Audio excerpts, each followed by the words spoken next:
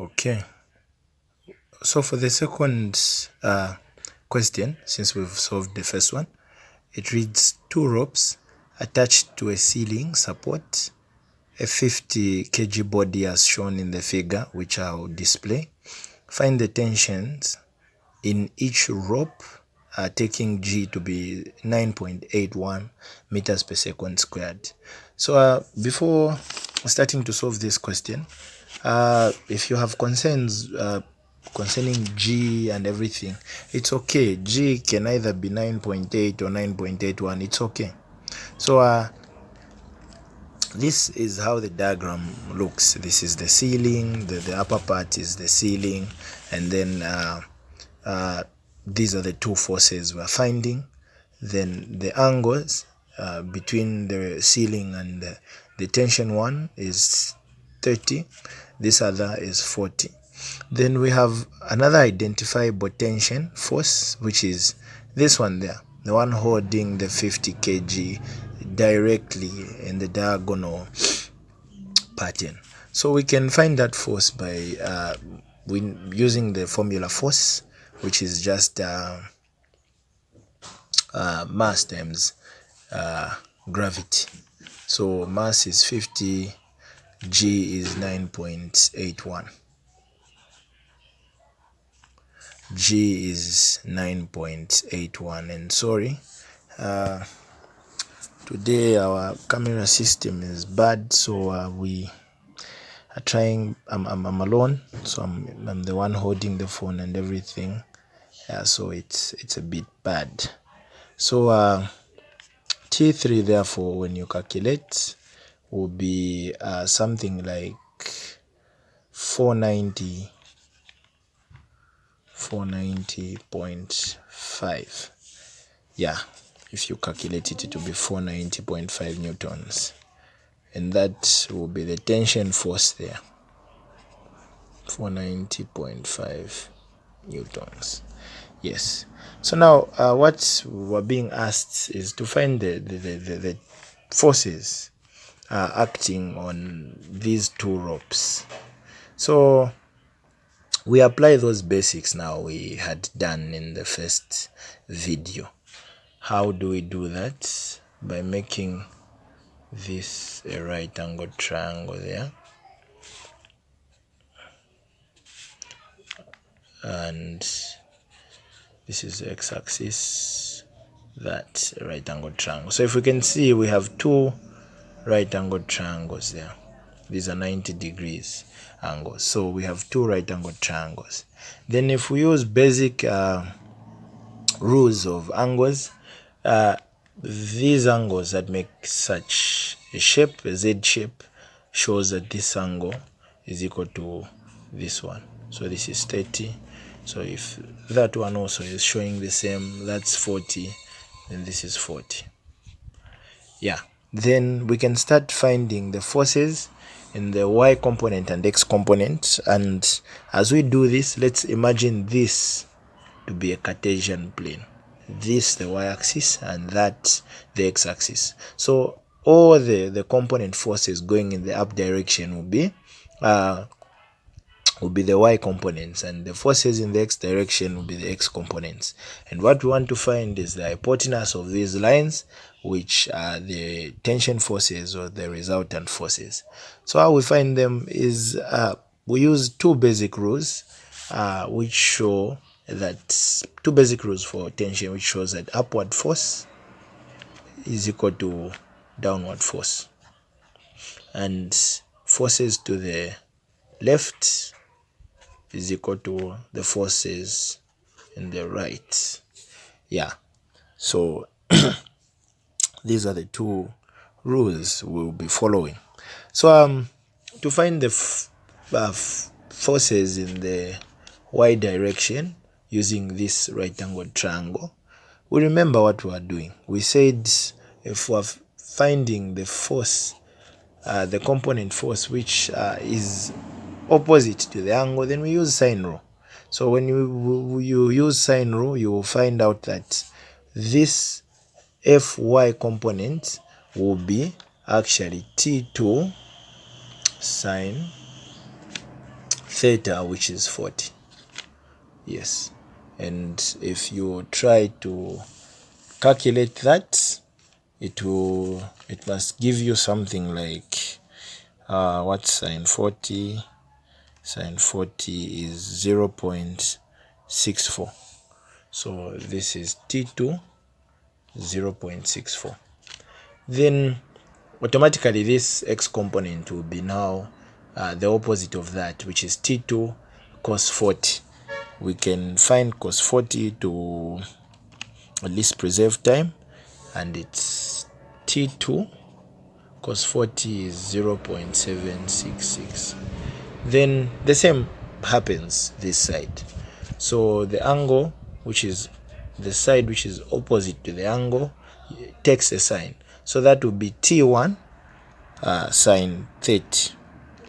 And what's sine 30? Sine 30 is 0.5. So this will be T1 0. So that's that. So the x component also will be actually the cosine now. So it will be T1.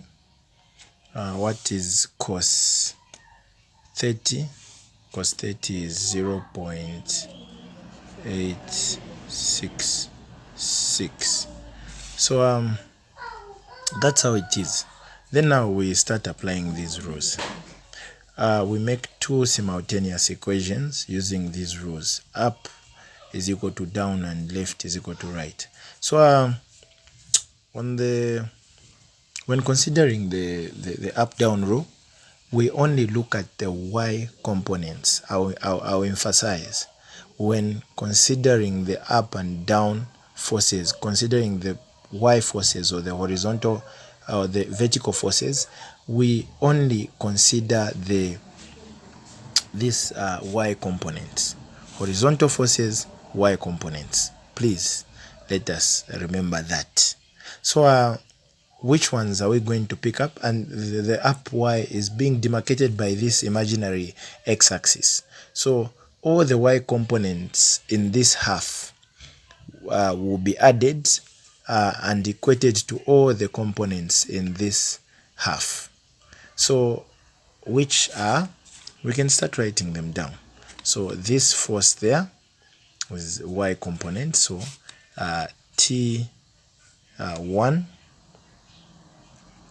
0.5 plus this force also is a y component because it's a force in the y direction, and it's plus T2 sine 40, sine 40 we had already found, 0.64 is equal to, let us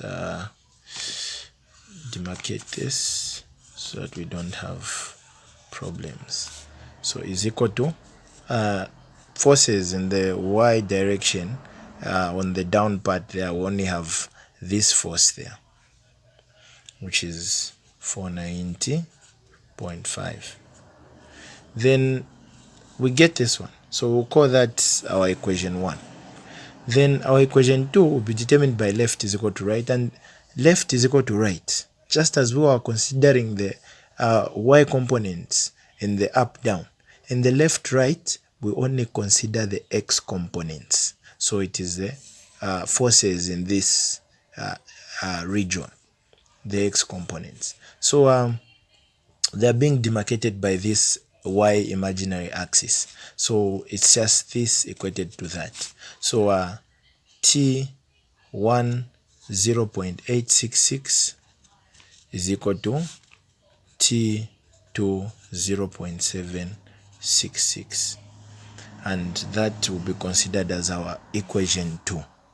So for us to find one of the forces, we can use this equation to make one of the tension forces the subject of the formula. So now we can make this T1 as the subject of the formula by dividing both sides by 0.866, and this side they'll cancel.